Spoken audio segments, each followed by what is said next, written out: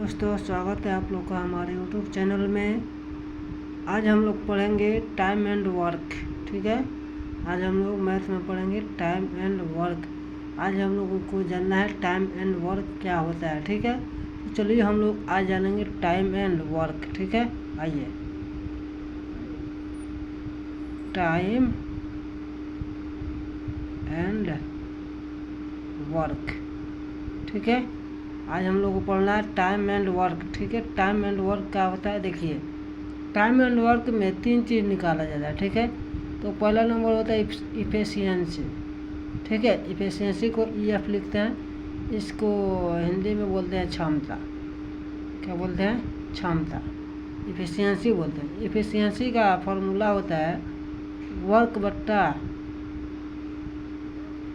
बट्टा time. Efficiency का formula क्या होता है? वर्क बट्टा टाइम। ठीक है, जिसका हिंदी होता है कार्य बट्टा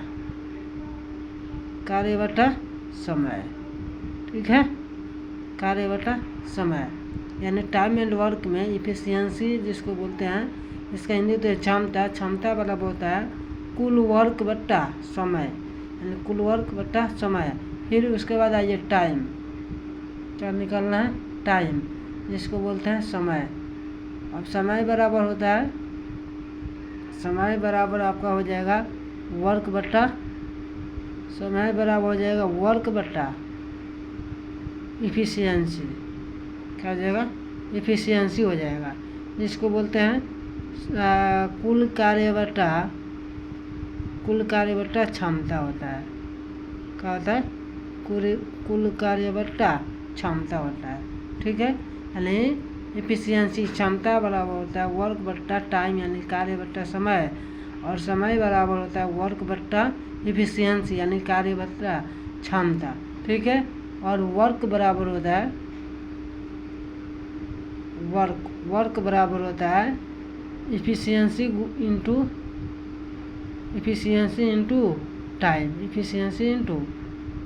टाइम। ठीक है, जिसको हिंदी में बोलते हैं क्षमता गुने समय।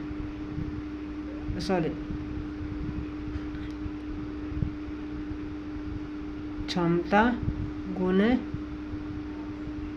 समय। ठीक है, ये 3 चीज़ हम लोग को यही 3 चीज़ पढ़ना हम लोग को टाइम एंड वर्क में। टाइम एंड वर्क में जैसे इफिशियंसी क्षमता बराबर होता है वर्क बट्टा टाइम, यानी कार्य बट्टा समय, और टाइम बराबर होता है वर्क बट्टा इफिशियंसी, कार्य बट्टा क्षमता। वर्क बराबर होता है इफिशियंसी गुने टाइम, यानी क्षमता गुने समय। ठीक है, यही 3 चीज़ पढ़ना है। जैसे मान लीजिए वो पहला नंबर एग्जाम्पल लेते हैं, एग्जाम्पल के थ्रू को हम लोग को चलना है। जैसे मान लीजिए ये कोई व्यक्ति है, ये किसी काम को 10 दिन में करता है, ये किसी काम को 10 दिन में करता है, और फिर उसके बाद B किसी काम को 15 दिन में करता है। तो इसका क्या निकालना है? एफिशिएंसी निकालना है। क्या निकाल देना है? एफिशिएंसी निकालना। तो एफिशिएंसी निकालने के लिए क्या करेंगे? दोनों का HCF निकालेंगे। दोनों का HCF कितना हो जाएगा? 30। ठीक है, दोनों का LCM कितना हो जाएगा? 30। और देखिए अब ये हो जाएगा कितना? ये 3 दिन और ये हो जाएगा 2 दिन। ठीक है, यानी एक कितना दिन काम किया है?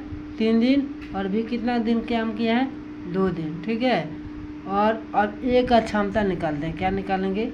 ए का क्षमता बराबर क्या? क्षमता बराबर यहाँ पे क्या लिखे हैं? वर्क बट्टा टाइम, यानी वर्क टोटल कार्य कितना है? तो टोटल कार्य है 30 दिन, और कितना दिन किया है? 10 दिन। तो 10 में 30 से भाग कर देंगे तो कितना हो जाएगा? 3 दिन, यानी ए का क्षमता कितना हो गया? 3 दिन। और फिर B का क्षमता निकालेंगे। B का क्षमता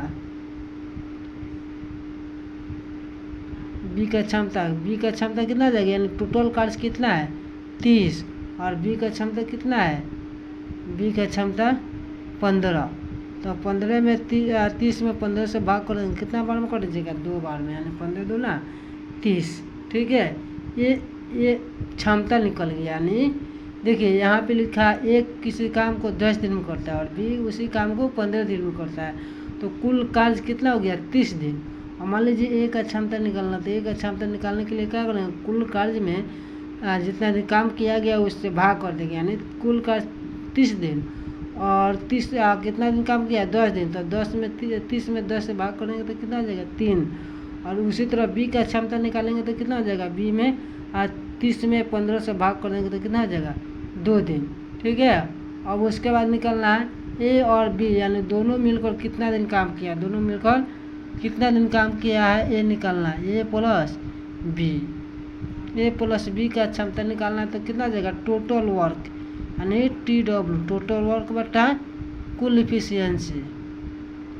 ठीक है, तो देखिए टोटल वर्क कितना है 30 दिन और दोनों कितना दिन काम किया 3 और 2 कितना हो जाएगा 5, यानी 3 2 5 काट देंगे 6 5 30, यानी कितना हो गया 6।